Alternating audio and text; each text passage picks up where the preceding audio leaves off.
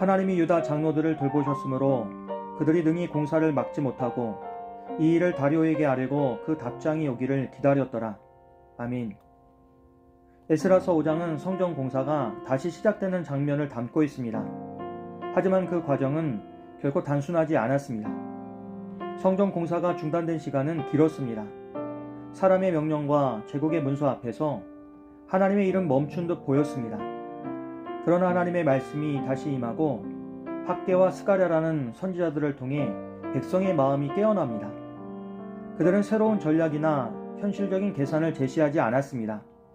오직 이스라엘의 하나님의 이름으로 말씀을 선포했을 뿐입니다. 그러자 이 말씀 앞에서 스룹바벨과 예수아가 다시 일어섭니다. 그들은 상황이 달라졌기 때문에 움직인 것이 아닙니다. 아닥사스다 왕의 조선은 여전히 유효했고 대적의 시선도 그대로였습니다. 그럼에도 그들은 하나님의 성전 건축을 다시 시작합니다. 이 재개는 안전한 선택이 아니라 말씀에 대한 순종의 결단이었습니다. 성경은 이때 하나님의 선지자들이 함께하여 그들을 도왔다고 기록합니다. 그러나 그 순종은 곧 질문을 불러옵니다. 유브라데강 건너편 총독 다뜨네와 스달보스네 그리고 그 동료들이 예루살렘에 와서 누가 너희에게 명령하여 이 성전을 건축하고 이 성곽을 마치게 하였느냐고 묻습니다.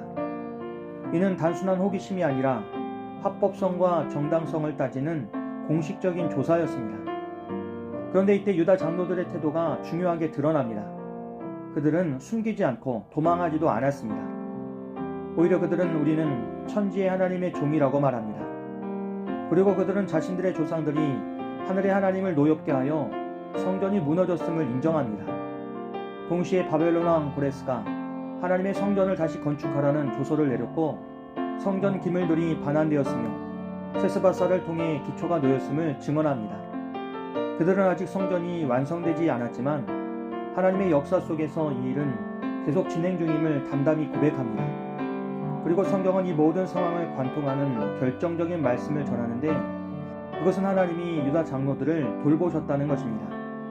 이 한마디 말 때문에 관리들은 공사를 즉각 중단시키지 못합니다.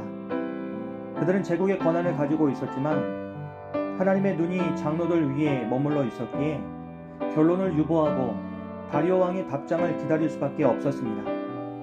이처럼 상황을 통제하는 것처럼 보이는 것은 제국의 행정이었지만 실제로 역사의 방향을 붙들고 계신 분은 여호와 하나님이셨습니다. 에스라서 5장은 이 상황에 대한 결론을 말하지 않습니다. 다리오 왕의 판단은 다음 장으로 넘어가야 비로소 드러납니다. 그러나 이 장이 분명히 증언하는 것이 있는데 그것은 하나님의 일은 제국의 허락이 떨어진 뒤에야 비로소 시작되는 일이 아니라는 사실입니다. 하나님의 일은 말씀이 다시 임할 때에 그리고 그 말씀에 응답하는 순종이 회복될 때에 다시 살아납니다. 우리가 신앙의 결단으로 다시 시작하는 일들이 언제나 환영을 받는 것은 아닙니다. 오히려 왜 지금이냐 그리고 누가 그렇게 하라고 했느냐고 묻는 질문 앞에 서게 될 때가 우리도 있습니다. 그 질문들은 반드시 악의에서만 나오지 않습니다. 때로는 현실적인 걱정의 언어로 때로는 합리성이라는 이름으로 다가올 때가 있습니다. 그런데 그 앞에서 우리는 스스로를 증명하려 했으며 지치기가 쉽습니다. 그리고 모든 질문에 설명을 붙이려 하다 보면 정작 순종의 자리에서 멀어지기도 합니다. 그러나 오늘 말씀은 전혀 다른 기준을 제시합니다.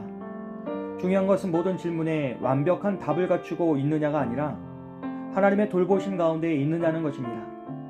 하나님께서 돌보고 계신다면 공식적인 답장은 늦어질 수 있어도 하나님의 일은 멈추지 않습니다. 하나님의 시선 아래 놓인 일은 잠시 보류될 수는 있어도 쉽게 폐기되지 않습니다. 우리의 삶에도 분명히 답장을 기다리는 시간이 있습니다. 아직 결론이 나지 않았고 상황은 미완의 상태로 남아있는 시간입니다. 기도에 대한 분명한 응답이 오지 않았고 환경은 여전히 불확실한 채로 놓여있는 때입니다. 그러나 그 시간은 아무 일도 일어나지 않는 공백의 시간이 아닙니다. 그 시간 하나님의 돌보심 아래 놓인 시간일 수 있습니다. 오히려 하나님은 그 시간 속에서 우리의 태도와 중심을 다듬고 계실지도 모릅니다. 우리는 결과보다 태도를 지키도록 부름받았습니다. 그래서 서둘러 결론을 내리기보다 하나님의 눈이 머무는 자리에 우리가 머무는 것이 더 중요합니다. 조급함으로 앞서가지 않고 두려움 때문에 물러서지도 않으며 말씀에 근거한 순종으로 하루를 살아가라는 부르심이 우리 앞에 있습니다. 그 부르심 앞에 우리가 서 있음을 잊지 않고 결과가 아니라 순종을 선택하며 오늘도 담담히 맡겨진 자리에서 우리의 믿음을 지킬 수 있기를 주님의 이름으로 기도합니다. 우리의 소망이 되시는 주 하나님, 길이 열리지 않는 것처럼 보이는 순간에도 우리가 주님의 돌보심 안에 있음을 믿게 도와 주시옵소서. 그래서 말씀에 붙들린 순종으로 날마다 믿음으로 승리하며 나아갈 수 있도록 성령님 인도하여 주시옵소서. 예수님의 이름으로 기도합니다. 아멘.